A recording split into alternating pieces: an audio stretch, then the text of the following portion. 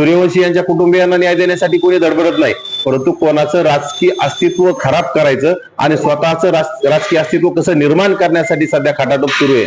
आणि काही नेते ज्यांचं अस्तित्व संपलेलं आहे, कुठंतरी उपोषणाच्या नावाखाली डिंग्या मारण्याचं काम त्यांचं सुरू आहे। गेल्या अनेक दिवसापासून तारकावर तारका देण्याचं काम सुरू आहे आणि त्यांच्या मागे आता समाज राहिला नाही। मग यांच्या मोर्चामध्ये बळच घुसण्याचं काम यांचं सुरू आहे। यांनी आता कुठतरी समाजाला तर वेठीस धरणं मराठा समाजाला सुद्धा आवडत नाही। कुठल्या समाजाला जातीवाचक बोलणं, कुठल्या समाजाच्या नेत्यांना टार्गेट करणं हे सुद्धा मराठा समाजाला आवडत नाही, परंतु यांच्या मनातला द्वेष यांचा उफाळून येतो आणि सारखं वारंवार ओबीसी नेत्याविषयी असतील, ओबीसी समाजाविषयी असतील, एखाद्या जातीविषयी असतील, गलिच्छ भाषेत बोलण्याची यांची सवय, कारण की यांना माझ्या मते यांना बाळकडूच कुठतरी शिव्या शापांचं दिलेलं आहे, त्यामुळे ते तशा पद्धतीने बोलत आहेत।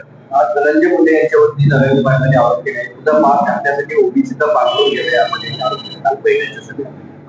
हे बघा, जरांगेची लायकी तरी आहे का धनंजय मुंडेवर आरोप करायची? आरोप सिद्ध करता आले पाहिजे।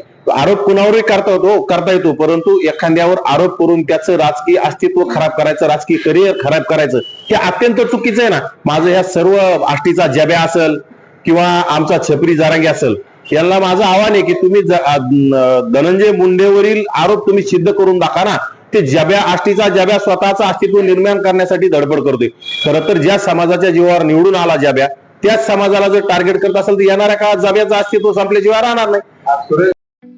ठळक घडामोडींसाठी देशोन्नती न्यूज चॅनलला सबस्क्राईब करा आणि बेल आयकॉन प्रेस करा। मुंबई, पुणे, नागपूर, मराठवाडा असो का विदर्भ, राजकीय, सामाजिक, शैक्षणिक क्षेत्र असो का क्रीडा, सर्वच घडामोडीचे विश्लेषण पाहायला विसरू नका। फक्त देशोन्नती न्यूजवर।